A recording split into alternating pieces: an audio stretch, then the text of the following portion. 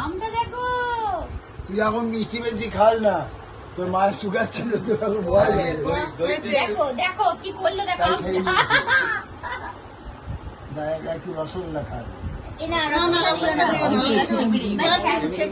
শেখাও ঠিক আছে, হ্যাঁ হ্যাঁ গলায় লেগে যাবে, খেতে পারবে না। আর চুষেই যাচ্ছে রসটা, আর বার করে দাও বাবা। বলছে কেন খেতে পারবে না? মিষ্টি মিষ্টি আঘাত করবে, মিষ্টি আঘাত করবে।